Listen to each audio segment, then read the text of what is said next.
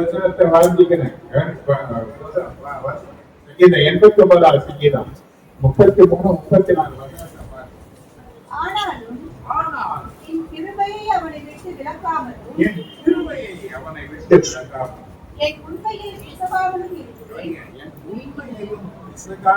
இருப்பேன். என் உடன்படிக்கையை மீறாமலும் என் உதடுகள் விளங்கினதை மாற்றாமலும் இருப்பேன்.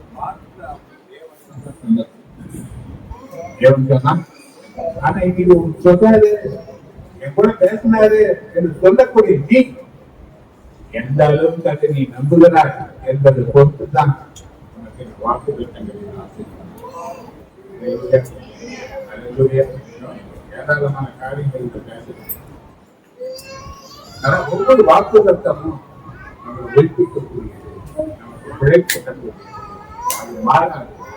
அது மகிழ்ச்சி தேவனுடைய முதல்கள் விளங்கின நினைக்கும் இந்த வாக்குகளுக்காக ஆண்டவருக்கு நன்றி தெரிவிக்கிறேன். நன்றி என்பதை தோற்றம் வாக்கு தத்துவத்தை பெற்றுக் கொள்வதற்கு காணிக்கையை நம்ம கொடுப்போம். முதல் மாசம் முதல் நாள் காணிக்க கொடுக்கணும். முதன்மையானதா கொடுக்கணும். என்ன பண்ணாதீங்க, எழுதி போனதா நீங்களே வச்சுங்க. அதை கத்துக்கு கொடுக்காது.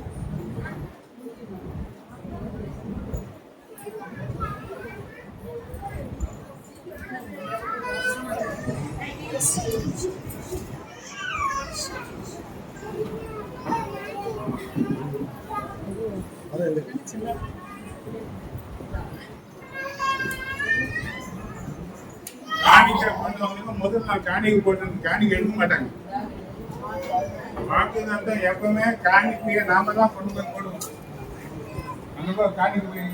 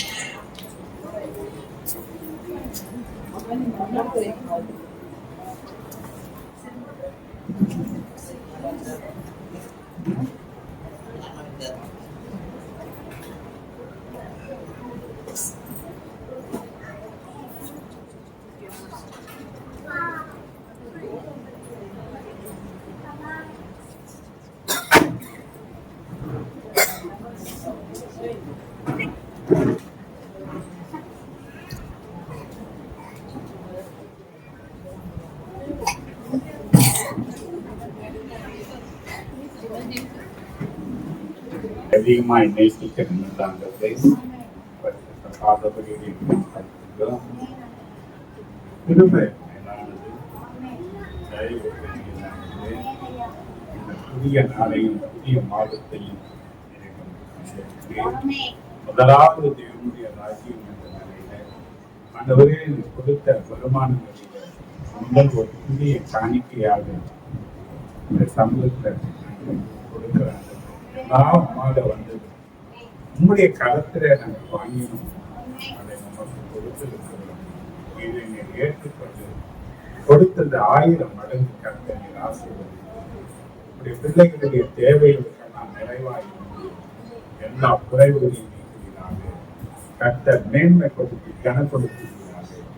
ஐஸ்வர்யம் கனமும் உங்களுடைய வரும் என்ற வாக்கு நிறைவேற்ற மகிழ்ச்சி நம்ம கொண்டாடுகிறோம். இயேசு கிறிஸ்து நேரத்தை நாம் இருக்கிறோம். இவனோட வாக்குதத்தங்கள்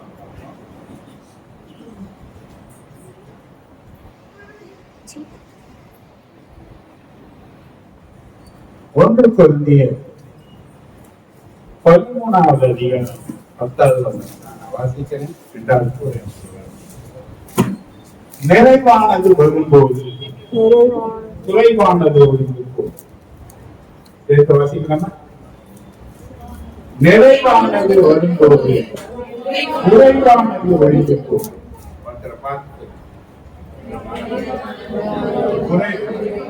ஒழுங்கு பண்றமா கர்த்தர்களை நிறைவாக ஆசீர்வதிக்கிறமா அந்நியரோட ஆண்டவரை அறிவிப்பும் தெரியும்.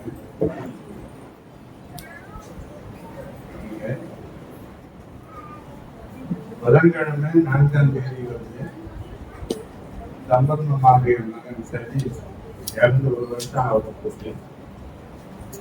அவங்க மூத்தர் கூட்டம் ஒழுங்குபடுத்துறாங்க. அன்னைக்கு பார்க்கிங் பிரைவு இருக்கு. கரெக்டா 12 மணிக்கெல்லாம் முடிச்சிருவேன். முடிக்க நாம எல்லாரும் போலாம். வேதம் தெரிகிறது, அழுகிறவர்கள் வாழ்க்கை அழிங்க, சிரிக்கிறவர்கள் வாழ்க்கை சிரிங்க. துக்கத்திலையும் சந்தோஷத்திலையும் பங்கெடுக்கிற நல்ல குடும்பமா இருக்கும். கஷ்டப்படைய ஆசீர்வதிப்பார். இன்னொரு காரியம் இருக்கு. இந்த மாதம் நற்கிரியர்களுக்காக நாம் ஆயத்தப்படக்கூடிய மாதமா இருக்கு. சில பேர் கருத்தை நீட்டு இருக்கிறாங்க, சில பேர் நீட்டெல்லாம் இருப்பாங்க. சில பேர் பொருட்கள்லாம் கூட வாங்கி கொடுத்தாங்க. இந்த மாதம் நீங்க என்ன செய்ய போறீங்க புரிஞ்சிங்கன்னா இப்போ நாட்கள் இல்லை. வர வாரத்துக்கெல்லாம் நான் ரெடியானதான் எல்லாமே செய்ய அளவுக்கு முடியும். சபைக்கு நம்ம வருஷம் துணி எடுத்துக்கலாம் பழக்கம். இதை விட நீங்க விலையான பெற்றது எடுத்து போடணும். ஆனா சபையில கொடுத்து மேம்படலாம். சபையில கொடுக்கிற எதுவுமே அது பெரிய ஆசீர்வாதத்தை உண்டாக்குவோம். ஏன்னா நம்முடைய ஒரு காரியங்கள் ஒரு வசனத்தை உனக்கு நான் காமிச்சேன். மத்திய 25ஆம் அதிகாரம் 32 - 34 வசனங்களை ஒரு வாசம். அப்பொழுது சகல ஜனங்கள் அவருக்கு முன்பாக சேர்க்கப்படுவார்கள். மேய்ப்பனானவன் செம்மறி ஆடுகளையும் வெள்ளாடுகளையும் வெவ்வேறாக பிரிக்கிறது போல அவர்களை அவர் பிரித்து செம்மறி ஆடுகளை தமது வலது பக்கத்தில் வெள்ளை ஆடுகளை தமது இடது பக்கத்தில் நிறுத்துவார். அப்பொழுது ராஜா தமது வலது பக்கத்தில் நிற்கிறவர்களை பார்த்து வலது பக்கத்திலே நிற்கிறவர்களை பார்த்து வாருங்கள், என் பிதாவினால் ஆசீர்வதிக்கப்பட்டவர்களே, உலகம் உண்டானது முதல் உங்களுக்காக ஆயத்தம் பண்ணப்பட்டிருக்கிற ராஜ்யத்தை சுதந்திரித்துக் கொள்ளுங்கள். பசியாயிருந்தேன், போஜனம் கொடுத்தீர்கள்,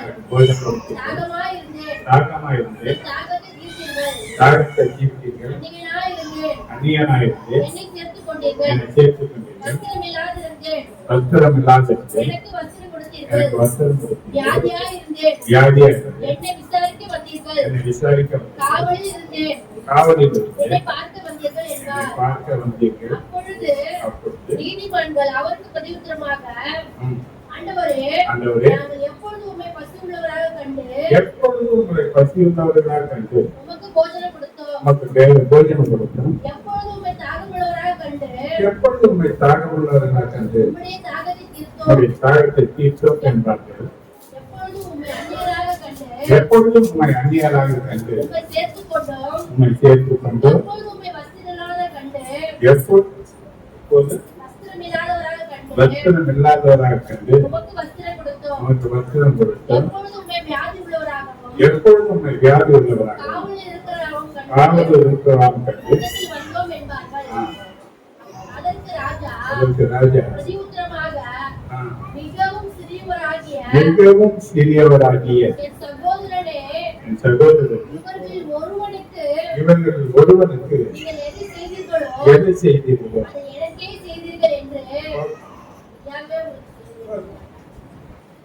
யாரு செய்ய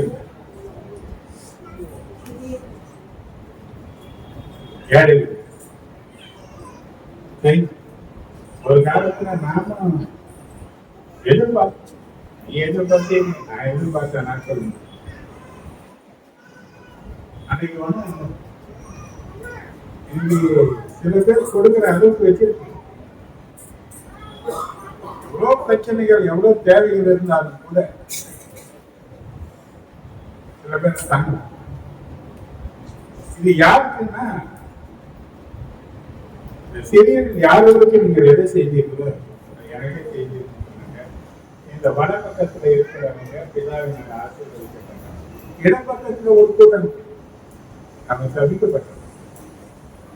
அவங்க என்ன பண்ணாதவங்க எதையுமே செய்யாதவங்க. நம்ம வடப்பக்கமா இடப்பக்கம், நம்ம எங்க நிக்க வேண்டும், நம்ம எங்க நிக்க வேண்டிய ஆளா இருக்கிறோம் என்பதை நீங்க தான் தெரியும். அடிச்சு அடிச்சு அடிச்சு கழிய செய்யறது எனக்கு விருப்பம் கிடையாது. பல வருஷமா நீங்க செய்தியை கேட்கிறீங்க. நீங்க காணிக்கையை குறித்து ஒரு விசேஷத்தை செய்தி நான் எடுத்ததே கிடையாது. சில வார்த்தைகளை சொல்லும் போது பேசுறேன்னு தவிர இதுக்கு ஒரு செய்தியை நான் எடுக்கிறதே கிடையாது. கிறிஸ்துமஸ் அன்றாவே என்ன நினைக்கிறீங்க? தேவன் தன் ஒரே பேரான குமாரனை நமக்கு கொடுத்தார். அதான் கிறிஸ்துமஸ் இல்லையா?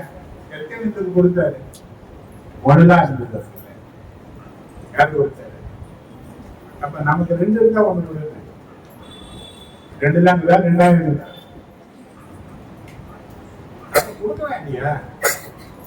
கேட்டுனே இருக்கணுமா? நாங்க மனசார வந்து என்ன பண்ணுங்க, கட்டாயமாகவும் அல்ல, விசனமாகவும் அல்ல, மனதில் நீங்க நிர்மித்து இருக்கிறபடி கருத்தை நீட்டுங்க. நீங்க நீட்டுங்க. 1000 மடங்கு கேட்க நோக்கமே இந்த காரியமே நான் தெரிஞ்சு சொல்றேன்.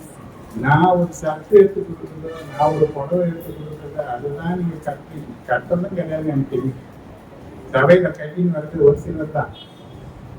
இதை விட மேலாண்மை வாங்கி நீங்க கட்டிங்க, நல்லா இருங்க.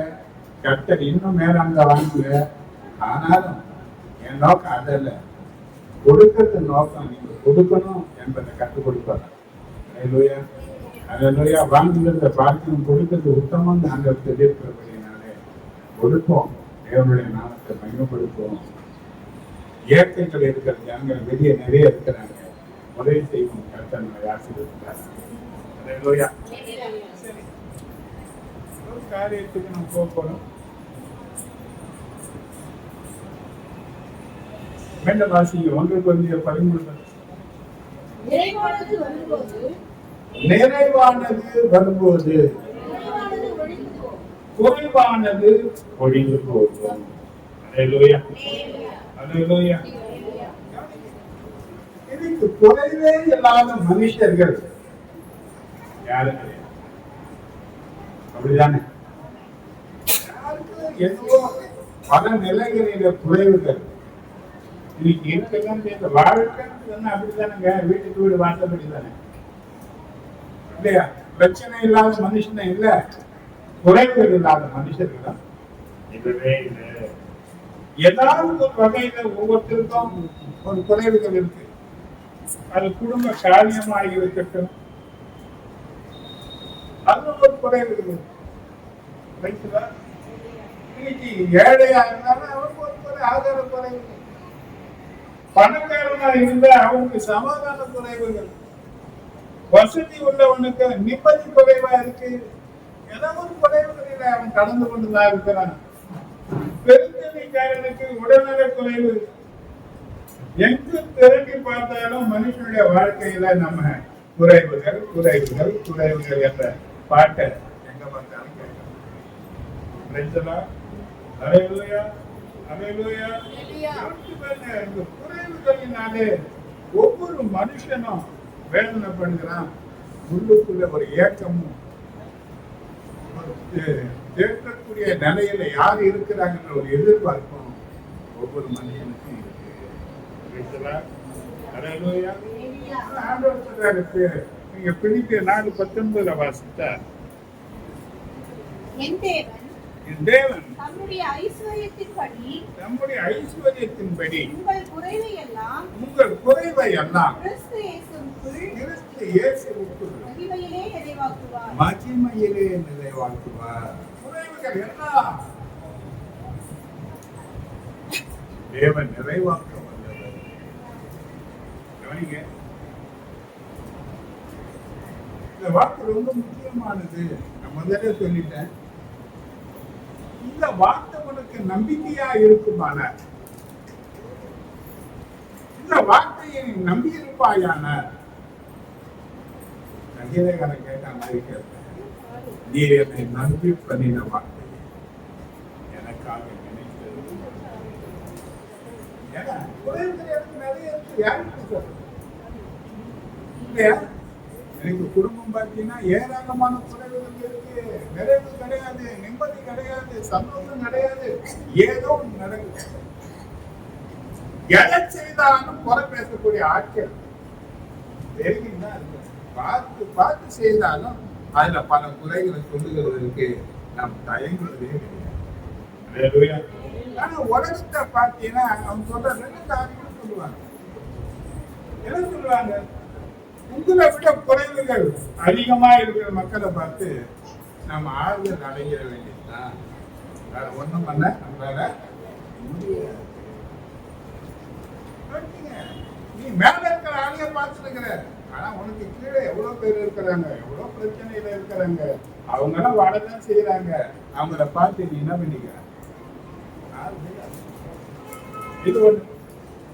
2வது, குறைகளை பொருட்படுத்தாம அப்படியே ஏற்றுக்கொண்டு இதுதான் வாழ்க்கை, என்ன பண்ணிக்க? திருப்தியா போன்னு சொல்லுவாங்க. இதை தவிர இன்னைக்கு உலக ஞானிகளிடத்திலிருந்து வேற வார்த்தைகள் நமக்கு கிடைக்கவே கிடையாது. நீ கவனிச்சு பாருங்க, ஒரு தரித்திரத்துல இருக்கிற ஒரு மனுஷன் அடுத்தவனை தேடி போறான். ஏதாவது கிடைக்கான்றது ஒரு பக்கம் இருந்தாலும் ஏதாவது ஒரு வார்த்தை ஆறுதலா சொல்ல மாட்டானா என்ற நிலையில தான் போறான். அது கூட பிறந்தவனா இருந்தாலும் யாரை பார்க்க மாட்டான். நீங்க நீதிமொழிகள் 19:7 நீங்க வாசித்து பார்த்தீங்கன்னா,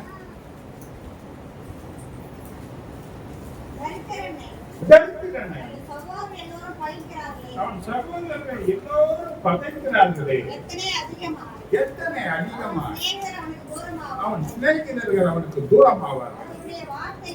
அவனுடைய வார்த்தைகளை அவன் நாடுகிறான். அவைகளோ வெறும் வார்த்தை.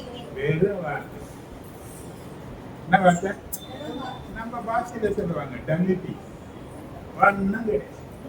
ஆனா அந்த வார்த்தையை பேசுறது கூட இன்னைக்கு யாரால முடியாது.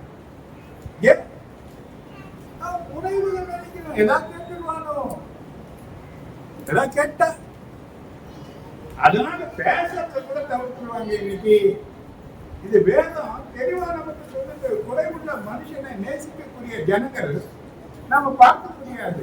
ஏன்னா குறைவுகள் விரும்பக்கூடாதாக இல்லை, யாருமே விரும்ப முடியாததும் ஏற்றுக்கொள்ள கூடாததுமா இருக்கிற ஒரு காரியம்னா குறைவுகள் தான். ஆனா இந்த குறைவுகள் எப்படி போக்க முடியும் நம்முடைய வாழ்க்கையில பார்த்தீங்கன்னா, இன்னைக்கு உலக பிரகாரமான தத்துவ ஞானங்களினால அல்ல, வேதத்துகிறது வார்த்தைகள், தேவனுடைய வார்த்தைகள் உண்மை உள்ளவைகளாக இருக்கிறதுனால அவர் சொல்றாரு, என் தேவன் தன்னுடைய ஐஸ்வர்யத்தின்படி குறைவுகள் யாவையும் கர்த்தராகிய இயேசு கிறிஸ்துவுக்கு மகிமையில அல்லேலூயா அல்லேலூயா எதை நம்பி வாங்க. அல்லேலூயா. இன்னைக்கு என்ன பண்ணுங்க, எவ்வளவு குறைவுகள் இருக்கோ அவ்வளவு குறைவுகளோடு கூட ஆண்டவராகிய இயேசு கிறிஸ்துவை நீங்க வாழ்க்கையில நோக்கி பாருங்க. வேற பாருங்க, மனதுருகி அற்புதம் செய்கிறவர் அவர் உங்கள் குறைவுகளை எண்ணி கலங்காம நீ கர்த்தரை நோக்கி பார்க்கும்போது அவரே உங்கள் துக்கத்தை சந்தோஷமாக மாற்றக்கூடியவராக இருக்கிறார். கண்ணீரை ஆனந்த கழிப்பாய் மாற்றுகிறவர்,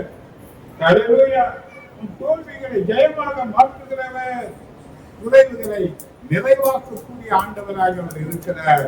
இந்த வாக்குகள் மாறாதவைகள், ஒரு புள்ளி கூட ஒழியாதவைகள், என்றுமே நிலைக்கக்கூடிய இந்த வார்த்தைகளை உன் வாழ்க்கைகளை நிலைநிறுத்திக் சங்கீதம் 119:89 பார்த்தீங்கன்னா,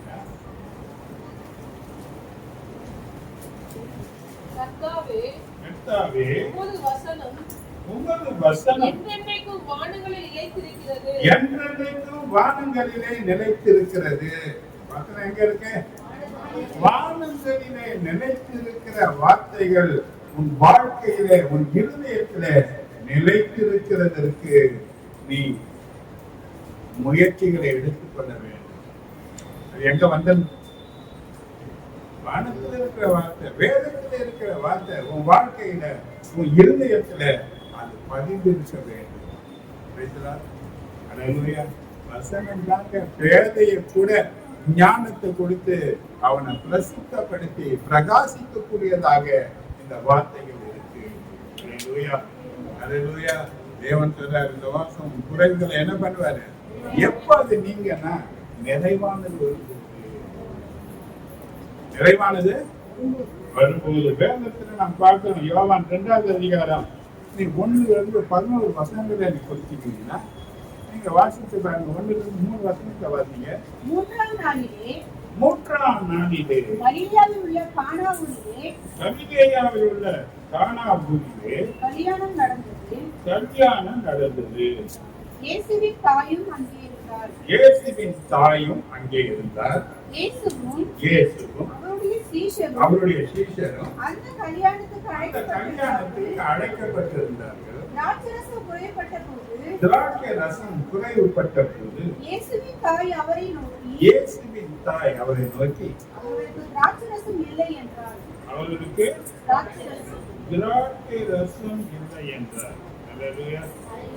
என்ன பண்ணல? இப்ப ஒண்ணு இல்லைன்னு வந்து சொல்றாங்க. தத்துவம் பேசல. ஒரு என்ன பண்ண? என்ன சொல்றாரு? என் நேரம் இப்ப வரலன்னாலும் கூட அங்க ஒரு அற்புதங்களை செய்து நான் யார் என்பதை தேவன் நம் ஜனங்களுக்கு வெளிப்படுத்தி காண்பிக்கிறார். இப்ப அந்த அம்மா சொல்லிட்டாங்க, கவனிங்க. அவர் உங்களுக்கு என்ன சொல்லுகிறாரோ அதன்படி செய்யுங்கள் என்று வேலைக்காரருக்கு அந்த அம்மா சொல்லிட்டு போயிட்டாங்க. இப்ப வேலைக்காரங்க என்ன உத்தரவாதம் பார்க்கிறேன். இப்ப இயேசுவின் வாயிலிருந்து புறப்படுகிற வார்த்தைக்காக அவங்க காத்து இருக்கிறாங்க. சொல்றாரு, அந்த தொட்டிகள் நிரம்ப தண்ணி நிரம்ப, கால் கழுவுற இடத்துல வைக்கிற தொட்டிகள் ஒவ்வொன்றும் 6 குடம் தண்ணி குடிக்குமா? அந்த காலத்து குடம், இப்ப குடையுது. அப்போ 6 தொட்டிகள் இருக்கு. நிரம்ப என்ன பண்றாங்க? நிரப்புறாங்க. அந்த வெறும் தண்ணீரை திராட்சை ரசமா மாத்தினாரு. என்ன பண்ணாரு? முதல் அற்புதம் இது. முதல் அற்புதங்களை செய்து தேவன் தன்னை யார் என்பதை திருமணம் வீடுன்னா கலகலன்னு கலப்பா இருக்கிறேன் இல்லையா? மகிழ்ச்சி நிறைந்த இடம். ஆனா இப்ப மகிழ்ச்சி நிறைந்திருக்கக்கூடிய ஒரு இடத்துல என்ன இல்லைன்னா மகிழ்ச்சியே இல்லை. வேதம் சொல்லுகிறது, சங்கீதம் 104 சங்கீதம் 15 வசனத்தை பார்த்தீங்கன்னா,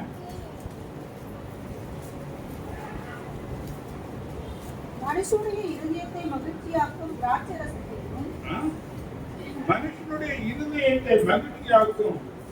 திராட்சை ரசத்தையும் அவனுக்கு முகக்கலையை உண்டு பண்ணும் எண்ணெயையும் மனுஷனுடைய இருதயத்தை ஆதரிக்கும் ஆகாரத்தையும் விளைவிக்கிறார். சொல்லப்பட்டிருக்கு, மனுஷனுடைய இருதயத்தை மகிழ்ச்சியாக்கும் திராட்சை ரசம். திருமண வீட்டில ஆண்டவர் வந்தார், அழைக்கப்பட்டிருந்தார், வந்தாரு. குறை ஒன்று இருக்கிறாங்க. என்ன குறைவுன்னா திராட்சை ரசம் மகிழ்ச்சி. இன்னைக்கு உங்க வீட்டுக்கு சகைவு மாதிரி அழைப்பீங்களா? எங்க வீட்டுக்கு வாங்க ஆண்டவரே, என் கூட வாங்க ஆண்டவரே. எத்தனை பேர் கூப்பிட ஆயத்தமா இருக்கீங்க? கவனிங்க, அவர் எங்க போனாலும் எங்க வாழ்க்கை ரெடியா இருக்கிறாரு. ஆனா நாம கூப்பிடுங்க கிடையாது. யார எல்லாம் அவரை முன்ன நிற்கிறத, அவரை நிற்கிறத விட்டுட்டு நாமளே எல்லாத்துக்கும் முன்ன நிற்க பழகிடும். எல்லாத்துக்கும் முன்ன யாருக்கு போறோம்னா நாம தான் போறோம். ஆண்டவர் எங்க விட்டுறோம்னா பின்னாடி விட்டுதான். எல்லா காரியத்துக்கும் என்ன பண்ணணும்? இங்க பாருங்க, ஒரு அழைப்பு கொடுத்தாங்க. அழைத்தவர் வந்தாங்க. ரொம்ப பிஸி, ஊழிய அதிகமா இருக்கு, என்னால முடியாது அப்படி மனுஷர்கள் சொல்ற மாதிரி, ஊழியக்காரர்கள் சொல்ற மாதிரி ஒரு சொல்லல. வந்தாரு. என்ன பண்ணாரு? வந்தாரு. ஆனா வந்த இடத்துல என்ன இருக்குன்னா ஒரு குறைவு. நீங்க கூட நம்ம வீட்டுல குறைவுகள் இருக்கலாம், பல பிரச்சனைகள் இருக்கலாம், பல தேவைகள் இருக்கலாம். வீட்டுல வந்த பிரச்சனை பார்த்து சந்தோஷமே கிடையாதுன்னு சொல்லக்கூடிய எத்தனையோ நபர்களை நான் சந்திச்சிருக்கேன். வீட்டுக்கு போறதுக்கே பிடிக்கிற பார்த்தது எனக்கு. எப்படியோ நேரம் இருக்கிற தண்ணி ஏதோ போன வீட்டுக்கு சொல்லக்கூடிய ஆட்களை நான் பார்த்திருக்கேன். எனக்கு சமாதானமே கிடையாது, எனக்கு சந்தோஷமே கிடையாது என்று சொல்லக்கூடிய ஆட்கள் ஏராளமாக இருக்கிறாங்க. ஆனா ஆண்டவர் உன் வாழ்க்கையில வருவாரானால், நீ வாழ்ந்தவரை உன் வாழ்க்கையின் துணையாக அழைப்பாயானால், தேவன் சொல்லக்கூடிய வார்த்தைகளை கவனியும். யோவான் 15:11 ஆண்டவர் சொல்றாரு,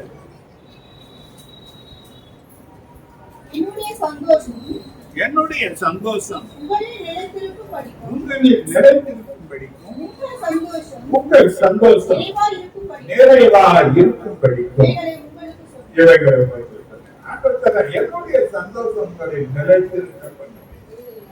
நீங்க சந்தோஷமற்ற நிலையில இருக்கிறீங்களா? சமாதானமற்ற நிலையில இருக்கிறீங்களா? யோவான் 14:27 சொல்லுகிறார்,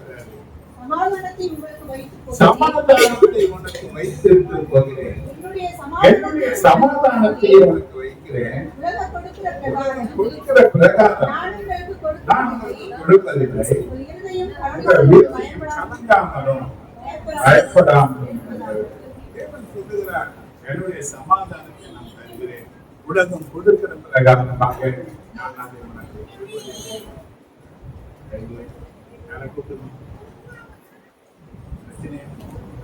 வேலையில பிரச்சனையா, குடும்பத்துல பிரச்சனையா, சரீரத்துல பிரச்சனையா, என்னவோ ஒரு வாழ்க்கை போய் நிறுத்தி நினைக்கிறேன், எப்படியோ வாழ்க்கை நடக்குது என்ற ஒரு கவலையின் மத்தியில நீ வந்திருக்கிறாயா, நெருக்கங்களின் மத்தியில இருக்கிறாயா? தேவன் சொல்கிறார், காலையில வந்திருக்கிற உனக்கு தேவன் சொல்கிறார், உன் குறைகளை போக்கவே தேவன் உன்னை இந்த நாளிலே சந்திக்க வந்திருக்கிறார்.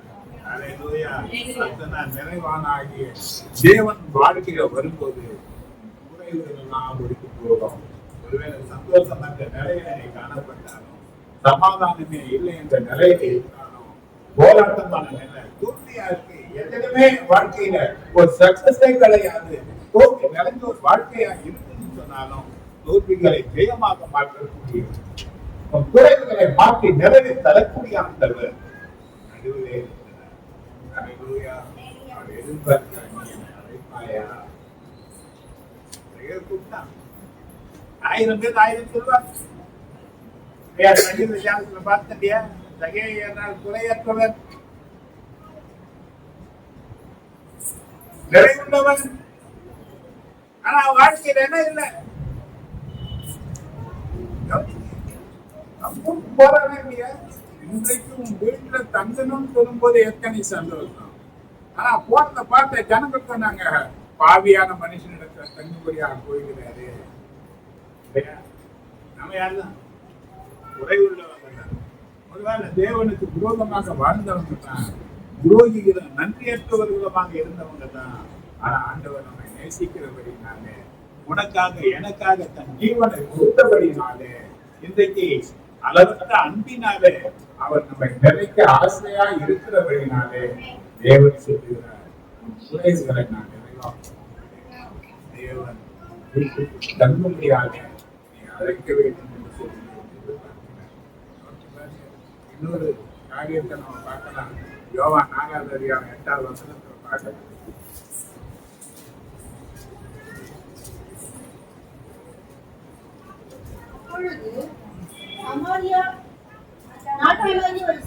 சமாரியா நாட்டாளாகிய ஒரு ஸ்திரீ தண்ணீர் கொள்ள வந்தார். இயேசு அவளை நோக்கி தாகத்துக்கு தா என்றார். சமாரியா நாட்டாளாகிய ஒரு ஸ்திரீ. இவருக்கு பேர் தெரியாதா? தெரியுமா? தெரியாதா? பிறக்கிறதுக்கு முன்னாடி பெயரிட்டு இருக்கிறார். தெரியுமா? தெரியாதா? ஏன் சொல்ல? வேதத்துல நான் யோசிச்சு பார்ப்பேன். சில பேர் இதே போல லோத்துடைய மனைவி பாரு, ஒரு நீதிமானுடைய மனைவி அவர், தேவ தூதர்களை தரிசித்தவர், தேவ தூதர்களுக்கு விருந்து பண்ணி போட்டவர். ஆனா அவர் பேர்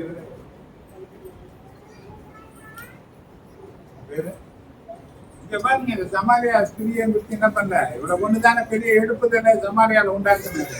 ஆனா இவர் பேர் என்ன பண்ணல. ஏன்? இவ வாழ்க்கை சொல்லக்கூடிய அளவுக்கு இல்லை, மனப்புறம் நிறைஞ்சது இவ வாழ்க்கை. தண்ணி முதல்ல எப்ப வரன்னா மத்தியான நேரத்துல வர. கிராமங்கள்ல இருக்கிறவங்க தெரியும், தண்ணி எடுத்தா காலையில எடுக்க போவாங்க, இல்லைன்னா சாயங்காலம் எடுக்க போவாங்க. மத்தியான நேரத்துல என்ன பண்ண மாட்டாங்க, போக மாட்டாங்க. இவங்க என்ன பண்றாங்க, ஊரெல்லாம் அடங்கின நேரத்துல இவ எங்க வரா. அப்ப ஊரால புறக்கணிக்கப்பட்ட ஒரு சகோதரியாக இவர் காணப்படுகிறார். இவ ஊர் புறக்கணித்தது இவர. ஆனா இவரை சந்திக்கிறதற்கு ஆண்டவர் முன்ன போல. அவர் வரதுக்கு முன்ன எங்க இருக்கிறாரு, அங்க இருக்கிறாரு. என்ன பிரச்சனை இவருக்கு? 5 புருஷர்கள் இருந்தாங்க, யார் கூட வாழ்ந்துட்டா, இப்ப 6வது ஒரு புருஷனோட கூட வாழ்ந்து கொண்டு இருக்கிறார். ஏன் அப்படி வாழ்ந்தான்னா அவன் மனுஷனுடைய அன்புக்காக ஏங்கினா. ஆனா அவன் நினைச்ச அன்புல என்ன பண்ணல, அவன் திருப்தி அடையல.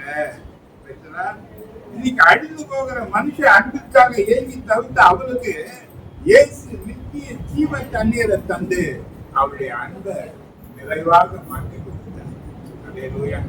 அந்த அன்பு, ஆண்டவருடைய அன்பு வந்த பிறகு அவ எல்லாவற்றையும் ஓரம் ஒதுக்கிட்டான். தண்ணி முன்ன வந்தது நிலையம் பார்த்தா, தான் குடத்தை அங்கேயே போட்டுட்டா, தன்னை புறக்கணித்த ஜனங்களை நோக்கி ஓடனா, நான் செய்த எல்லாவற்றையும் ஒருத்தர் சொல்லிட்டாரு, அவர் மேசியா தானா என்று பாருங்க என்று சொல்லி தேவனுடைய ஊழியத்தை செய்யக்கூடியவனாக, ஒரு சுவிசேஷத்தை அறிவிக்கிறவனாக மாறிவிட்டார். அவருடைய வார்த்தையை புறக்கணிக்க அந்த ஜனங்கள் இந்த வார்த்தையை கேட்டு அவர் உலக ரட்சகர் என்று அறிந்து கொண்டு தன் வாழ்க்கையில இயேசுவை ஏற்றுக்கொள்வதற்கு அவரும் ஒரு காரணமாயிருந்தார். யாருங்க அவங்க? நீங்க மனுஷ அன்புக்காக ஏங்குறீங்களா? நீங்க பல நிலைகள் தான் பல முதல் சொல்லி இருக்கிறேன். பல குடும்பங்கள்ல இன்னைக்கு என்ன பண்றாங்கன்னா, ஒவ்வொருத்தரும் பாருங்க, குடும்பத்துல நம்ம என்ன வாங்கி கொடுக்குறாங்கிறது நம்ம இருந்து அழுக மாட்டாங்க. தானே அதிகமா நேசிக்கணும் என்றதுதான் மனைவிமார்கள் நினைக்கிறோம். நல்லா நம்ம பிரியப்படணும், நல்லா சாப்பிடணும், நல்ல ஆதாரங்களாக பார்த்து பார்த்து செய்வாங்க. ஆனா அவங்க காத்து நிற்பாங்க, சாப்பிட மாட்டாங்க. ஆனா செய்து போட்டாங்கன்னா வந்த வேகத்துல வந்த பசியில சாப்பிட்டு கையில் தொடச்சிங்கன்னு நம்ம தூரத்துல உட்காந்துக்குவாங்க. நாம பேசாம ஆயிடுவாங்க. நம்ம கண்டிப்பா கேட்பாங்க, நான் சாப்பிட்டேன்னு ஒரு வார்த்தை கேட்க.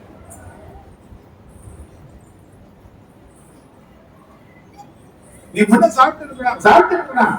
ஆனா சாப்பிட்ட சாப்பாடு நல்லா இருக்குதுன்னு சொல்லக்கூடிய ஒரு காரியத்தை எதிர்பார்க்கக்கூடிய ஒரு பலவீனம் கிட்ட இருக்கு. என்ன எதிர்பார்த்தாங்க, நல்லா இருக்குமா, நல்லா செய்திருக்கிற, நல்லா சாப்பிட்டேன், ஏன் சாப்பிட்டு என்ற ஒரு வார்த்தையை சொல்லுவதற்கு என்ன பண்றாங்க? இது என்ன அன்பு? மனுஷங்க அன்பு. சில நேரத்துல தேங்க்ஸ் பண்ணுது, சில நேரத்துல சரியா இவன் தூக்கி அடிச்சு உடனே பேசுறோம், அதை தூக்கி விசில் அடிக்கிறோம். ஆனா அவங்க காயப்படுத்துகிறோம். ஆனா திரும்ப திரும்ப திரும்ப திரும்ப அவங்க நமக்கு செய்து கொண்டே இருக்கிறது காரணம் என்ன தெரியுமா? எப்படியாயும் அன்பை பெற்றுக்கொள்ள வேண்டும் என்பதற்காக. ஆனா இவ அது போல அன்பை பெற்றுக்கொள்ள நினைச்சு 5 பேரோட வாழ்ந்துட்டு இப்ப 6வது ஒரு நபரோட வாழ்ந்து கொண்டு இருக்கிற ஒரு ஸ்திரீ, சமுதாயத்துல புறக்கணிக்கப்பட்டவர். இன்னைக்கு அவங்க வார்த்தையை கேட்கறதுக்கு யாரும் இல்ல, அவளை விசாரிக்கிறதுக்கு யாரும் இல்ல. ஆனா இயேசு அவளை சந்திக்கிறதுக்காக வந்தார். அவ வாழ்க்கையில அவ ஏக்கத்தை போக்குனார். மனுஷ அன்புனால திருப்தி அடையாத அவருடைய வாழ்க்கையில நித்திய ஜீவ தண்ணீர் ஆகிய தன்னையே அவளுக்கு வாக்கு கொடுத்து தன்னுடைய அன்பை வெளிப்படுத்தி அவ் வாழ்க்கையில ஒரு நிறைவுள்ளதான ஒரு ஆசீர்வாதத்திற்கு நடத்திட்டு போல இன்னைக்கு உன் வாழ்க்கையில நடத்திட்டு கொண்டிருக்கிறார். எவ்வளவு காரியத்தை நான் செய்கிறேன் என் குடும்பத்துல, என்னை நேசிக்க யாரும் இல்லை நினைக்கிறியா? ஒருவேளை வெளியே எப்படி சொல்றது என் குடும்ப காரியத்துல நினைக்கிறியா? உன் மனைவியை குறிச்சு அப்படி நினைக்கிறியா? உன் புருஷனை குறிச்சு அப்படி நினைக்கிறியா? ஆனால் இந்த மனுஷ அன்புக்கெல்லாம் மேலான அன்பை கொடுக்கக்கூடிய தேவனாகிய கர்த்தர் தன்னுடைய அன்பினாலே நிறைக்கும்படியாக உன்னை தேடி வந்திருக்கிறார். அல்லேலூயா. இந்த சமாரியா ஸ்திரியை தேடி வந்த தேவன் இந்த கால வேளையில அவர் நம்மை தேடி வந்திருக்கிறார். அல்லேலூயா. நீங்க அன்பில குறைவுள்ளவர்களாக இருக்கிறீர்கள். எவ்வளவோ நான் அன்பு செய்தாலும் என்னை நேசிக்க மாட்டாங்க, குறைபேசிட்டு தான் இருக்கிறாங்க, செய்தத மறந்து போகிறான்னு சொல்றியா? நீ செய்தத மறந்து போகாத ஒருத்தர் இருக்கிற எதிரைய 4:10 இருக்க.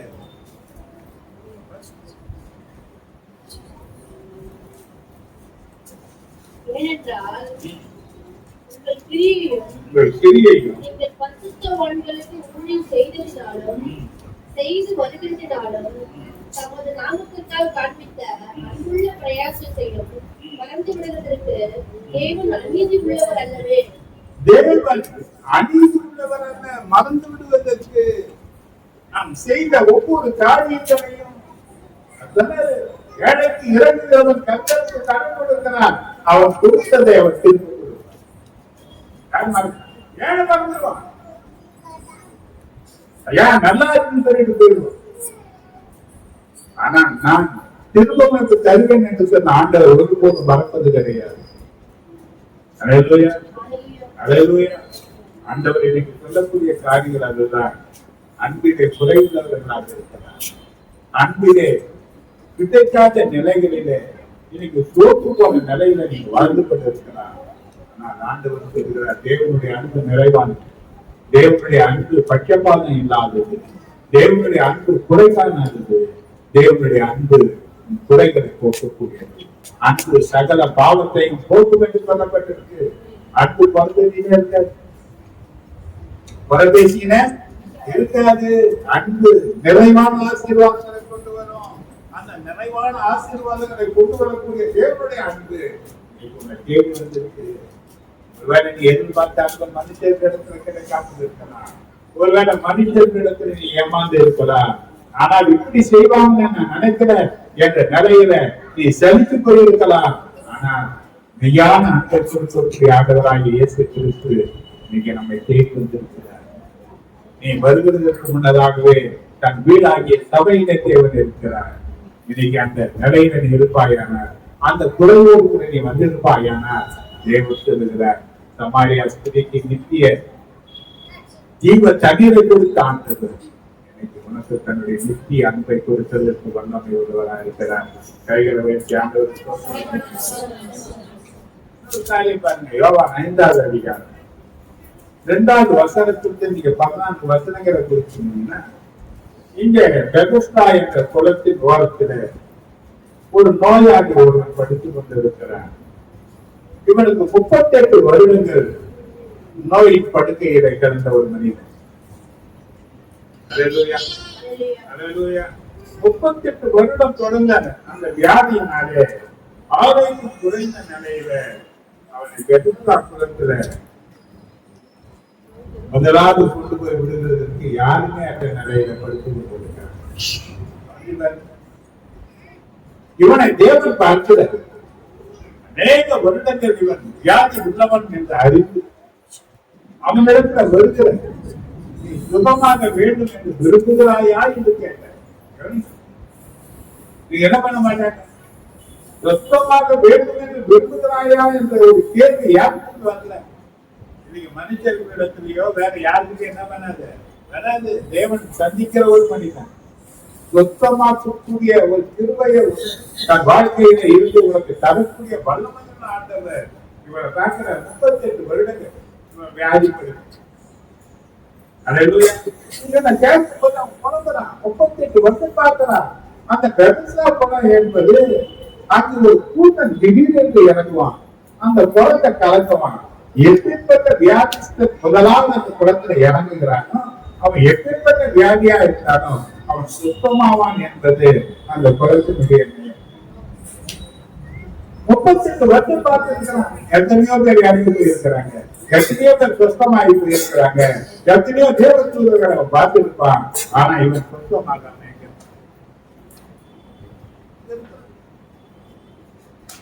ஆண்டவர் கேட்டவன புறப்படான், என்னை கொண்டு போவதற்கு யாருமே இல்லை. அவன் என்ன சொல்றான்? எனக்கு யாருமே இல்லை. அவனுக்கு குறை விருத்தி, இன்னைக்கு புலம்பல் நிறைந்த ஒரு காரியம். ஆனா அப்பேற்பட்ட நிலையில ஏற்பட்ட ஒரு வார்த்தை, படுக்கையை எடுத்துக்கொண்டு நீ நட என்று சொன்ன அந்த ஒரு வார்த்தை அவன் வாழ்க்கையில பெரிய மாற்றங்களை கொண்டு வந்தது. உடனே குணமானா 38 வருட வாழ்க்கையில குறைந்துங்க ஒரு நொடி பொழுதுல அவன் நிறைவான ஆசீர்வாதத்தை பெற்றுக் கொண்டார். அல்லேலூயா, அல்லேலூயா. இன்னைக்கு ஆரோக்கியத்தோடு கூட அவன் நடந்து போகக்கூடியவனாக வேதம் நம் கண்களுக்கு முன்பாக அவனை காண்பிக்குது. ஒருபோதும் குறைவுகளையும் இன்னைக்கு நிறைவுகளையும் கர்த்தரிடம் மூடி மறைக்காம மனம் திறந்து ஆண்டவராகிய இயேசுவிடம் நாம் பேச கற்றுக்கொள்ள வேண்டும். அல்லேலூயா, அல்லேலூயா. என்ன பண்ண முடியும்? ஒரு காரியத்தை சொல்லுவாங்க, தூக்குறவனை எழுப்பிடலாம், தூக்குகிறவனை போல நடிக்கிறவன் என்ன பண்ண முடியாது, எடுக்கவே முடியாது. நிறைய பேர் அப்படின்னா பாஸ் ஆனது இருக்கிறாங்க, இல்லாததை இருக்கிறத போல என்ன பண்ணிட்டு இருக்காங்க, நடிச்சுட்டு இருக்கிறாங்க. 1000 பிரச்சனைகள் எத்தனை போல கேட்கிறாங்க. குறை இல்லாத மனுஷனே கிடையாது. ஆனா குறைகளை மாற்றக்கூடியவரும் வாழ்க்கையில நிறைவை கொடுக்கிறவரும் அவர் யாரை தேடி வராது, நம்ம தேடி வராது. நம்முடைய குறைகளையும் நிறைவுகளை யாருக்கு இந்த அனுபவம் இருக்கிறவங்க என்ன காரியமா இருந்தாலும் பெரிய காரியமா இருந்தாலும் தன் வாழ்க்கையில எது நடந்தாலும் யாருக்கு சொல்லுவாங்க, எல்லாருக்கும் சொல்லணும் அவசியம் கிடையாது. எல்லாம் நம்மள அப்படியே ஏற்றுக்கொள்வாங்கன்னு சொல்ல முடியாது. சில பேர் நம்ம காது இருந்து என்ன வார்த்தை வந்து வாங்கி அப்படியே 4 பேருக்கு அதை பரவிடுவாங்க, 4 பேருக்கு மத்தியில கேளிக்கைகள் பண்ணுவாங்க, முன்ன பேசுவாங்க, பின்னால பேசுவாங்க. ஆனா ஆண்டவராக இயேசு அப்படிப்பட்டவர் அல்ல. அவரும் குறைகளை தோற்றுகிறவர், அவரும் துக்கங்களை சுமந்தவனாக இருக்கிறபடினால துக்கத்தோடு கூட நீ அழைத்து தீர்வதை அவர் ஒரு நாளும் சொல்ல மாட்டாரு. அதனால எது நடந்தாலும் சொல்லு, என்ன பிரச்சனை யாருக்கு சொல்லு. ஒரு சிநேகித இடத்துல சொல்லுவது போல நீ தேவனிடத்துல எல்லா காரியத்தையும் சொல்லணும். ஏன்னா அவருடைய சிநேகிதன் என்று அழைக்கிறேன். குடும்பத்துல பார்த்தீங்கன்னா சில பிரச்சனைகளை தாய் தகப்பனிடத்துல சொல்லுவாங்க, சில பிரச்சனைகளை மனைவி இடத்துல சொல்லுவாங்க, சில பிரச்சனைகளை சகோதர சகோதரிடத்துல சொல்லுவாங்க. ஆனா எல்லா பிரச்சனைகளையும் சிநேகிதன் இடத்துல சொல்லுவாங்க. தேசி யாரா இருக்கிறாங்க, எல்லாவற்றுக்கும் எல்லாமாக. அல்லேலூயா. வாழ்க்கையில நிறைவுகளையும் சொல்லலாம், குறைவுகளையும் சொல்லலாம், உன்னை பாதிக்கிற பிரச்சனைகளும் சொல்லலாம். அது தப்பிக்க வழி யாருன்னு கேட்கலாம். எல்லாவற்றையும் நீ அவர்கிட்ட பேசலாம். சொன்னா என்ன பண்ணு, இன்னைக்கு பாருங்க, வெளிப்படுத்த 3ஆம் அதிகாரம் 17ஆம் வசனத்தை வாசித்து பாருங்க.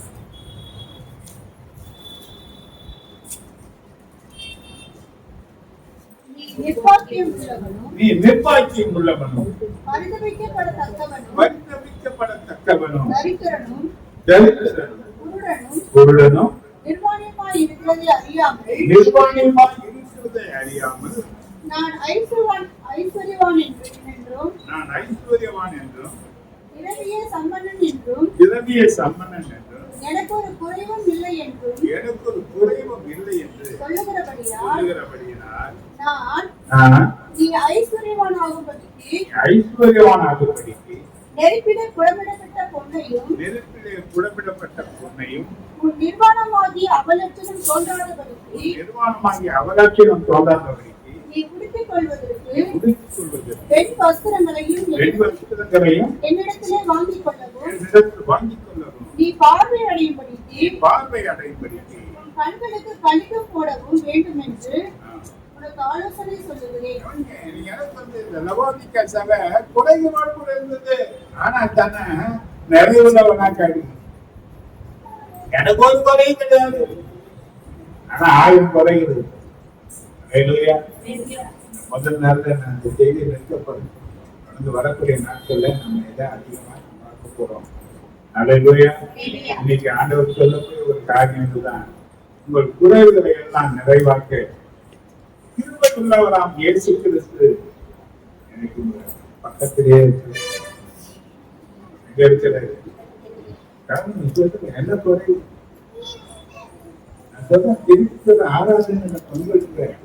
சங்கீதம் 14:2 தேவன் தேடுகிறார் ஆட்களை. என்ன தேடுறாரு? தன்னை தேடக்கூடிய உணர்வுள்ளவர்கள் உண்டோ என்று பார்க்க முடியாது. சங்கீதம் 34:19 நம்ம பார்க்கிறோம். நீதிமானுக்கு வரக்கூடிய குற்றங்கள் அநேகமாக இருக்கு. அது விடுவிக்கப்பட முடியாம வேதனைப்பட்டு இருக்கிறாங்க. விடுவிக்கிறதுக்காக தேவன் சபையில தன்னை தேடக்கூடிய உணர்வுள்ளவர்களை தேவன் தேடிக்கொண்டிருக்கிறார். அவர்தான் தேடி வந்தார். அவர்தான் சொல்றாரு, உங்க குறைகள் என்ன என்று சொல்லு. உங்கள் குறைகளை எல்லாம் தேவ சமூகத்துல நீங்கள் வைத்து உங்கள் வாழ்க்கையில நிறைவேற்றிக் கொள்ளும்படியாக காத்திருங்கள். கர்த்தர் உங்கள் குறைகளை நீக்கி ஆசீர்வதிப்பார். ஏனென்றால் எபேசியர் 1:23 சொல்லப்பட்ட வார்த்தையை பாருங்கள்.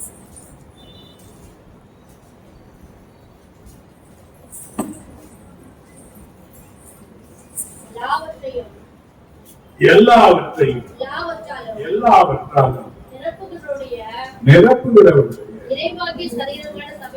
நிறைவாகிய சரீரமான சபைக்கு அவரை எல்லாவற்றுக்கும் மேலாக தலையாக தந்தது.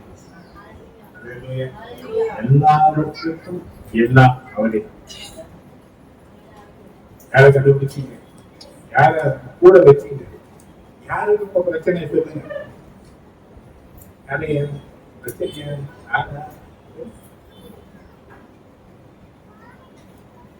தொழில் பிரச்சனையா? வருமானம் இல்லையா? ஆவியிலே நிறைந்து தேவனோடு கூட நெருக்கத்தை உண்டாக்கிக் கொண்டு சபைகளுடைய ரகசியத்தை ஆண்டவனுக்கு பிடித்தல்வார். என்ன பண்ற பாருங்க, தேவனுடைய நெருங்கின உறவுல குறைவுபடுகிறதுனால எல்லாமே குறைவுகளாக மாறிக்கொண்டிருக்கிறது. ஒரு வார்த்தையை நான் சொல்லி முடிக்கிறேன். 1 Corinthians 2:9 நீ வாசித்து பாருங்க.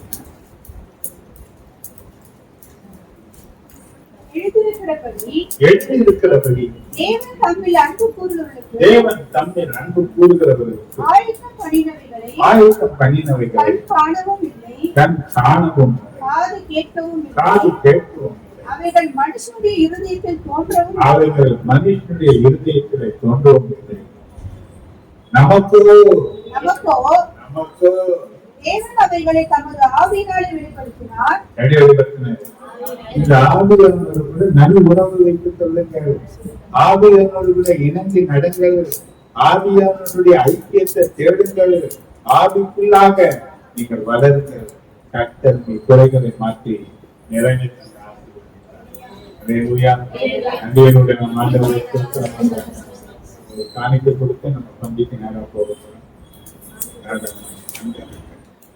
காணிக்கை கொடுத்துட்டேன் இல்லையா? பண்டிகை போயிட்டு போகுது.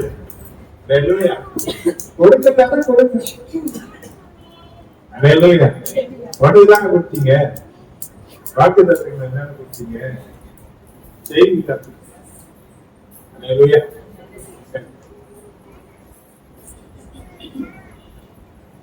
1 Corinthians 11:23 மீண்டும் மீண்டுமாக நம்ம நினைக்கக்கூடிய ஒரு காரியங்கள். இன்னைக்கு நடக்கிற சம்பவங்கள் எல்லாம் நான் பார்க்கிறேன். இப்ப நடந்த வெஞ்சல் ஒரு காரியத்தை நீங்க கவனிக்கணும். ஞானிகளுடைய வார்த்தையை தேவனுக்கு பைத்தியமாக தாழ்மண்டலம் ஆழ்ந்த காப்பிற்கு தாழ்மண்டலம் ஆக்கி அது புயலாம் மாறணும். நடுவில் சொன்னா புயல் உருவாக வாய்ப்பே கிடையாது. புயல் உருவாக அது தாழ்வு மண்டலமாகவே கலந்து கொள்ளும். ஆனா காத்தெல்லாம் அவ்வளவு இருக்காது. அதிகமா மழை பெய்யும். யார் சொல்லுங்க? தனியார் வானிலை ஆய்வாளர்கள் சொன்னாங்க, அரசாங்கத்தினுடைய வானிலை ஆய்வாளர்கள் சொன்னாங்க. தனியாருக்கு இன்னும் சொன்னா இன்னைக்கு காலையில எல்லாம் போயிடும் கரையில் கடந்து சொன்னாங்க. ஒவ்வொருத்தரும் ஒவ்வொரு மாதிரி என்ன பண்ணாங்க என்ன வயல் எதுக்காகன்னு சொன்னா தாராதான் கிடக்குன்னா வயல் எல்லா போல வந்து வயல்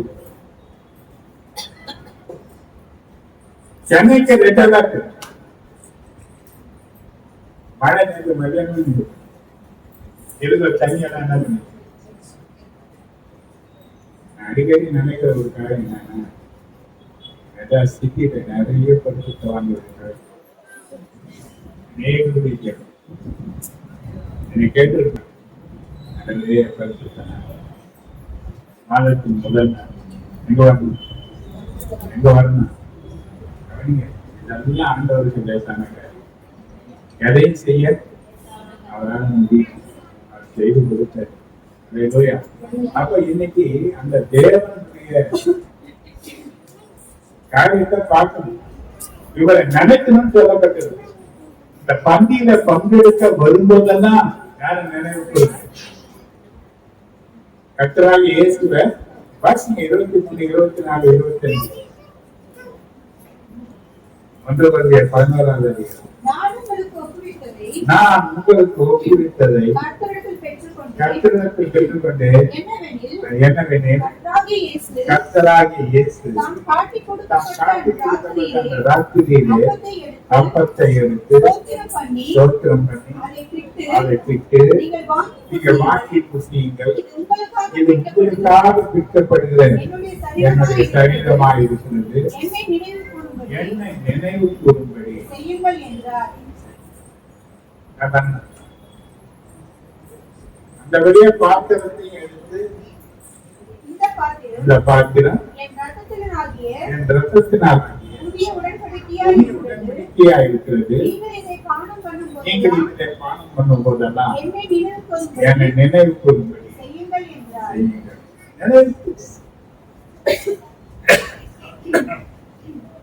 அவர் சரீரம் பிக்கப்பட்டது 39 கசைகளினாலே.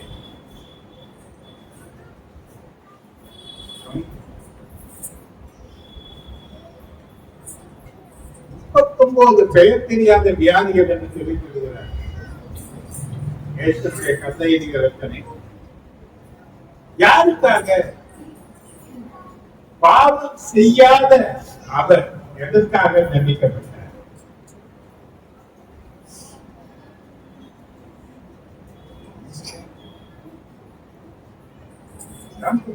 வேதத்துல பழைய ஏற்பாட்டை பார்த்தீங்கன்னா பலியாடும் ஒன்று இருக்கும், போக்காடும் ஒன்று. நாம என்ன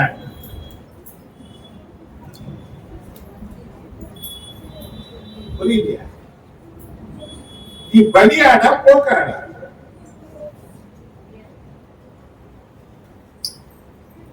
பலி ஆயிருக்கணும், ஆனா எனக்காக இன்னொரு ஆடு பலியாயிருக்கு. உன்னை போக்காடாங்க எங்க விட்டாங்க?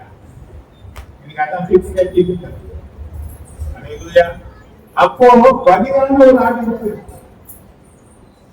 அதை நினைக்கிறதுக்கு என்ன பண்ண யாருன்னு நினைக்கவே வர்றது கிடையாது. அப்ப இந்த பந்தியிலையாவது என்ன பண்ணுங்க, யாரு நினைங்க, யாருக்காக பதியான வளர்த்தது? அது பாவம் செய்யல, அது பாவத்துல பிறக்கல, பாவம் அவர் வாயில இருந்ததும் கிடையாது, பாவம் அவர் செய்ததும் கிடையாது. பாவம் செய்யாத அவருக்கு பாவத்தின் சம்பளம் மரணம். எதுக்கு அவருக்கு சம்பளம்? செய்யாத ஒருத்தருக்கு எதுக்கு சம்பளம்?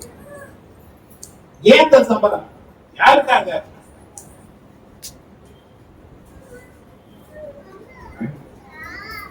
ஏன் பாவத்துக்காக நான் அடைய வேண்டிய மரணத்தை தன்னுடைய பாவமாக மரணமாக ஏற்றுக்கொண்டு தன்னையே சிலுவையில் ஒப்பு கொடுத்து முகமையும் எண்ணெயும் பூக்காடாக விட்டார்.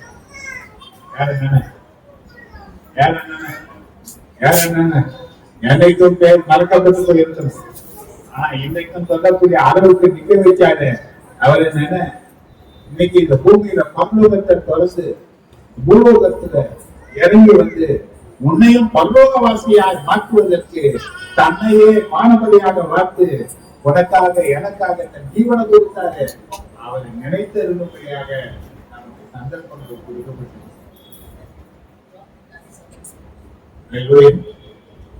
இந்த நினைவுகள் இன்னொரு காரியம் இருக்கு. நாம இன்றைக்கு இப்படி இருக்கிறோம், ஆனா அவரை சந்திக்கும் போது அவர் இருக்கிற பிரகாரமாகவே நாம் இருப்போம் சொல்லப்படும். எப்படி இருக்கணும்? இன்னைக்கு ஒரு மாற்றங்கள் வரணும், டிரான்ஸ்பர்மேஷன் நம்ம வாழ்க்கையில வரணும். எப்ப வரணும் மாற்றம்? எப்ப வரணும்? மாம்சமோ ரத்தமோ தேவனுடைய ராஜ்யத்தை சுதந்திரிக்க முடியாது. 2 பேரும் எடுத்து வரப்பட்டிருக்கிறாங்க. யாரு? ஏனோக்கு, எலியா. ஆனா அந்த 2 பேரும் கொட போறாங்க, தேவனுடைய சாட்சியா மறிக்க போறாங்க. அவங்க யாரும் சொல்ல போறாங்கன்னா இயேசுவை சொல்ல போறாங்க. அல்லேலூயா. அப்ப ஆண்டவர் இன்றைக்கு நமக்காக ஆயத்தம் பண்ணி வைத்திருக்கிற அத்தனை நன்மைகளையும் பெற்றுக் கொள்வதற்கு பாவம் அறியாத அவர் நமக்காக பாவம் எல்லாவற்றையும் உண்டாக்கிற தேவன் உனக்காக எனக்காக கருதரமாக்கப்பட்டார். ஏன்னா உன்னை என்னை ஆசீர்வாதத்துக்குள் வைத்து நடக்கிறது. அவர் செய்த ஒவ்வொன்றையும் இந்த நாளிலே நாம் நினைவு கூறுவோமானால் நன்றியுள்ள இறுதியின் காரணவர் யார் செய்து நல்லவனுக்காக ஒருத்தன் மறிக்கணும். நன்றி பெற்றவங்களுக்காக துரோகிகளுக்காக யாரும் மறிக்க மாட்டாங்க. ஆனா வேதத்திலிருந்து நீ நான் நன்றி பெற்றவர்கள் துரோகிகள் என்று சொல்லப்பட்டது. ஆனா துரோகிகளான நமக்கும் நன்மை செய்கிறவராகவே அவர் இதாவது அறியாமல் செய்திருக்கிறார்கள், இவர்களை மன்னியும் என்று சொன்னாரு. இன்னைக்கு அந்த மன்னிப்பு நிச்சயம் பெற்றதுனாலதான் இன்னைக்கு அப்பா இதாவே என்று கூப்பிடக்கூடிய ஒரு உறவின் அடிப்படையில நாம் தேவ சமூகத்தில் வந்து நிற்கிறோம். எதை நினைங்க அப்ப நினைக்கிற ஆளா இருந்தா உலகாய் போட்டு கொஞ்ச நேரம் பாருங்க. இன்றைக்கு என்னுடைய பாவங்கள் அவரை சிலுவையில் அறைப்பதற்கு காரணமா இருக்க, அவனை அவமானப்படுத்துவதற்கு என்னுடைய பாவங்கள் காரணமா இருக்கிறார். சாட்டையில அடிக்கப்படுவதற்கு என்னுடைய இச்சைகள் தவறான உறவுகள் காரணமா இருக்கிறார். எனக்கு நான் சரியான உறவில் தான் இருக்கிறேன். கொஞ்சம் சிந்தித்து பாருங்க. நடக்கைகள் எல்லாம் அவரை பிரியப்படுத்துகிறார். தேவனுடைய ஆவியினாலே நான் நடத்தப்படுகிறேன். கொஞ்சம் சிந்தி ஆண்டவர் பார்த்து இது உங்களுக்காக கொடுக்கப்படுகிற நேரம். கொஞ்ச நேரம்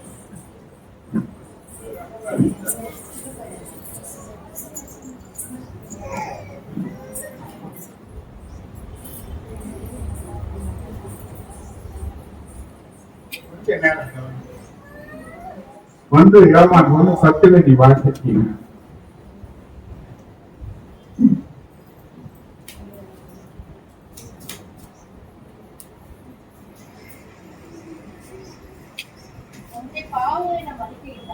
பத்தாம் வசனம்.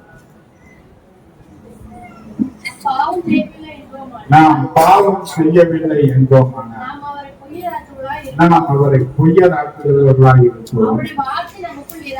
அவருடைய வார்த்தை நமக்குள் இருக்காது. 9வது நம்முடைய பாவங்களை நாம் அறிக்கையிட்டால் பாவங்களை எல்லா அநியாயத்தையும் நம்மை சுத்திகரிப்பது அவர் உண்மையும் நீதியும் உள்ளவராக இருக்கிறார். நீதிமொழிகள் 28:10. பாவங்களை மறைக்கிறவன் வாழ்வடைய மாட்டான். அவைகளை அறிக்கை செய்து விட்டு விடுகிறவன் இரக்கத்திற்காக தேவனை நோக்கி பார்ப்பான்.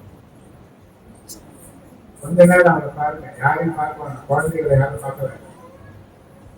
குழந்தைகளை விட்டு உங்கள் ஆண்டவரோடு கூட இணைச்சிக்கொண்டு அவங்க பாவத்தினுடைய வீதியும் பெருசு. தேவாலயம் ஒன்றையும் பிரிக்கிறது. தேவனுடைய முகத்தை உனக்கு மறைக்கிறது.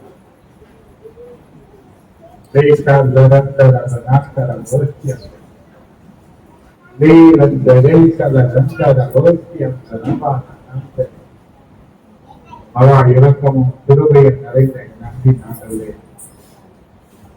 பரிசுத்த பாதபடியிலே அந்தவரே சாட்சிய பகுதிக்கு எங்களை வெளிநடத்தி வந்த பரிசுத்த ஆவியானவர்கள் இந்த பந்தியிலே ஆண்டவரே பங்கெடுத்து எங்களை தகுதிப்படுத்தும் ஆண்டவரே குற்றம் குறைகள் நிறைய உண்டாண்டவரே மீறுதல்கள் உண்டு அந்நீரும் ஆண்டவரே அப்ப விரோதமாய் நாங்கள் செய்த பாவங்கள் அத்தனை கட்டாவே எங்களுக்கு தயவாய் இறங்கி மன்னிக்கும்படியாகி வேற்று கிடத்தில் சத்தம் சகல பாவங்களை நீக்கி எங்களை சுத்திகரிக்கும் என்று சொல்லப்பட்டிருக்கிறது.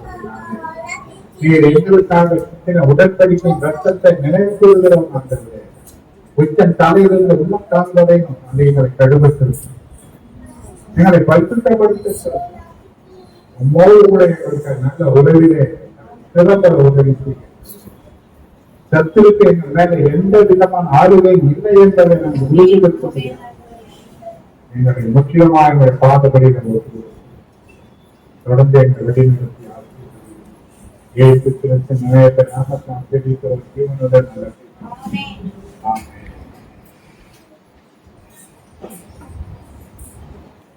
இது உங்களுக்காக பிக்கப்பட போகிற ஆண்டவராக இயேசு சரீரமாக இருக்கும். இந்த வாங்கி பொசிஷன் உங்களுக்காக பிற்கப்படுகிற என்னுடைய சரீரமாக இருக்கிறார். பிற்கப்பட போகிற சரீரமாக இருக்கிற அப்பத்திற்காக யாராவது சுருக்கமாக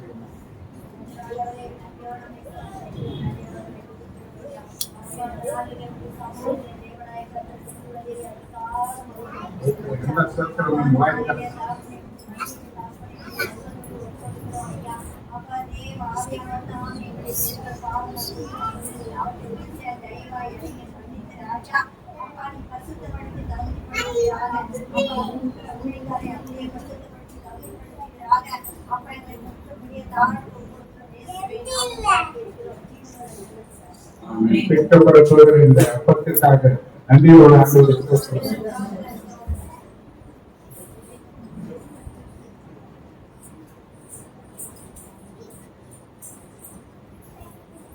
அந்தபடிய பாத்திரத்தை எடுத்து இது என் ரத்தத்தினால் ஆகிய புதிய உடன்படிக்கையா இருக்கிறது, இதை என்னை நினைவு கூறும்படி படுகிறது.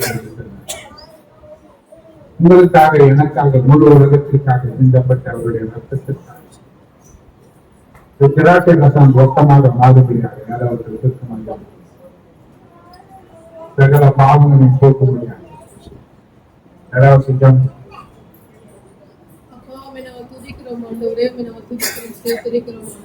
அப்பா இப்பொழுது ஆண்டவரே அப்பா உங்களுடைய பந்திக்கு ஆயத்தமா இருக்கிற தேவன் எங்களை தகுதிப்படுத்தும்படியா ஜெபிக்கிறேன். அப்பா ரத்தத்தை பாண்டு பண்ணுகிறேன் நாங்கள் அப்பா குற்றம் அப்பா அச்சோ அப்பா அற்றோர்களா இருக்க எங்களுக்கு தேவனை உதவி செய்வீராக.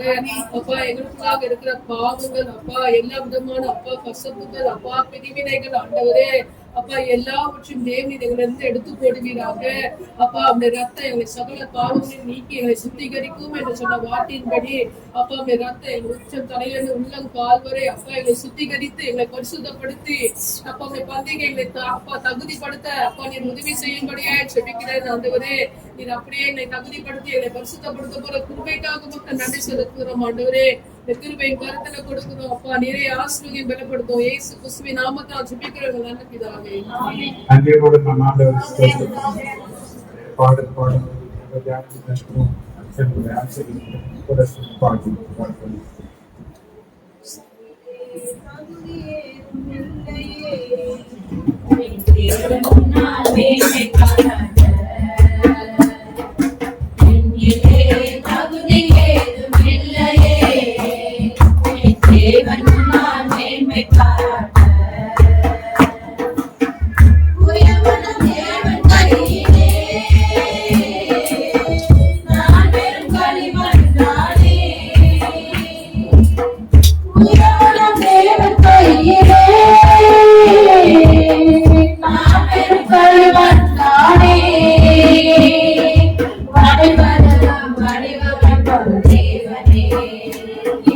வாழ வைத்து வழி நடத்தும் தேவனே, அனைவரும் வடிவமைக்கும் தேவனே, என்னை வாழ வைத்து வழி நடத்தும் தேவனே, என்னிலே தகுதி ஏதுமில்லையே, என் தேவன் முன்னால் மேன்மை பாராட்ட, என்னிலே தகுதி ஏதுமில்லையே, என் தேவன் முன்னால் மேன்மை பாராட்ட, பாவியின் பிரதான பாவினான், என் நீதி உமக்கு அழுத்த தந்தையே, பாவியின் பிரதான பாவினான், என் நீதி உமக்கு அழுத்த தந்தையே,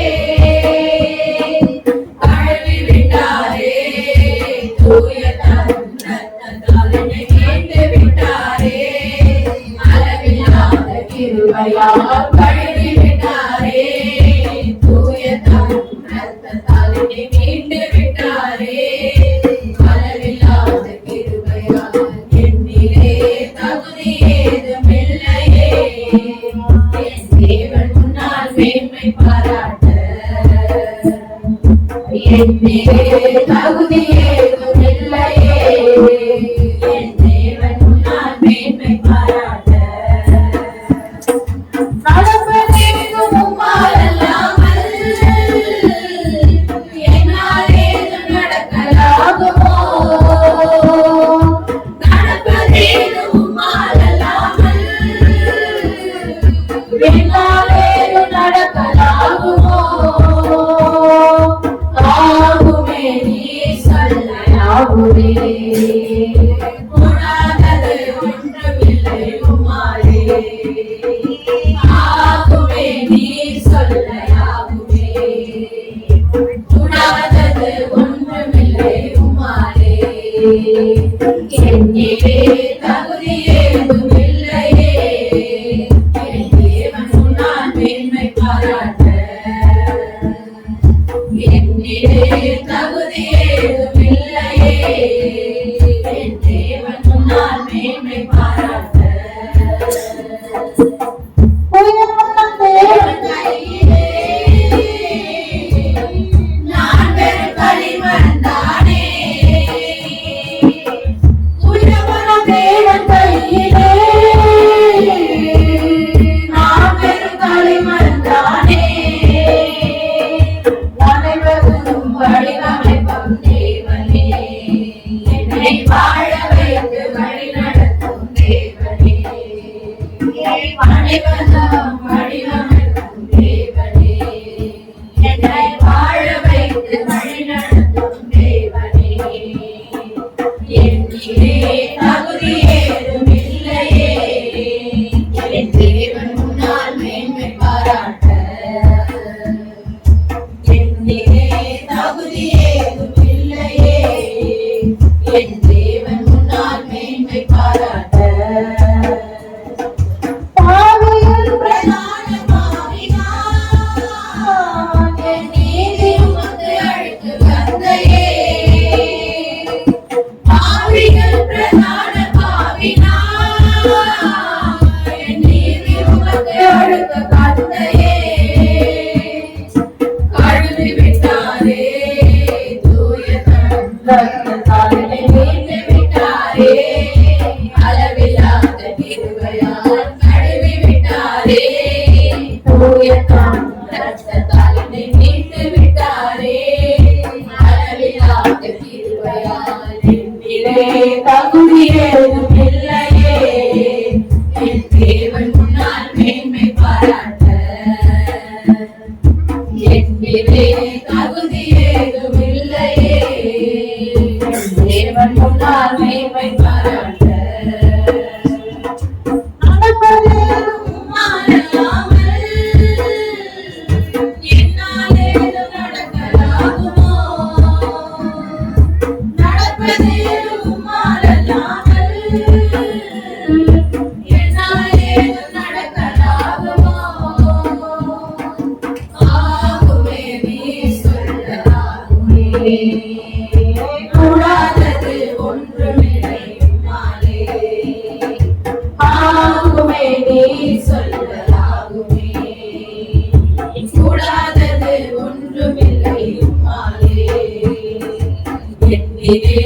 தகுதி ஏதுமில்லையே. என் தேவன் முன்னால் மேன்மை பாராட்ட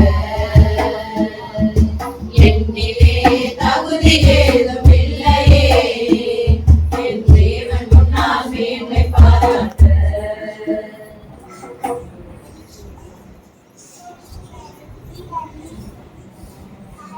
எல்லாருக்கும் அப்பமும்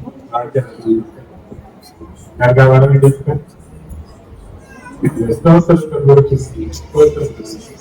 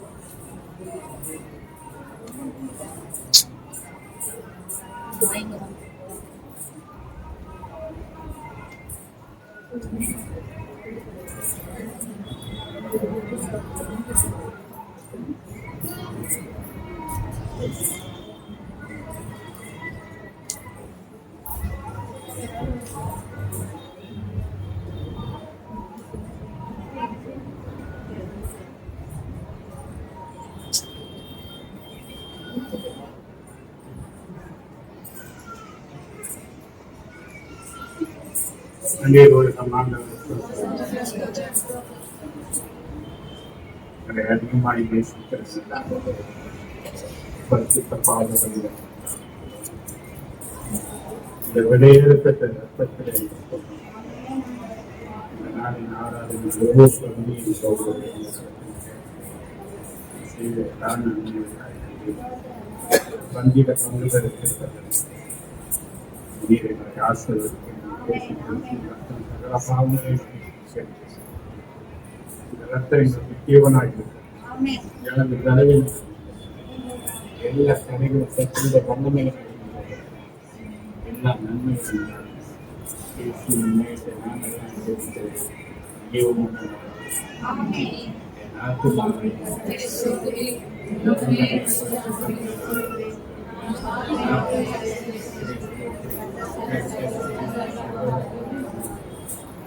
நம்முடைய கர்த்தராகிய இயேசு கிறிஸ்து பிதாவாகிய தேவன் பரிசுத்த ஆவியானவருடைய ஐக்கியமும் ஆசீர்வாதமும் பாதுகாப்பும் பராமரிப்பும் வழிநடத்தும் அனைவரோடு ஒவ்வொரு பரிசுத்தவான்கள் வந்திருக்கிற அனைவர் குடும்பங்களும் என்று நினைத்து வாழ்க்கை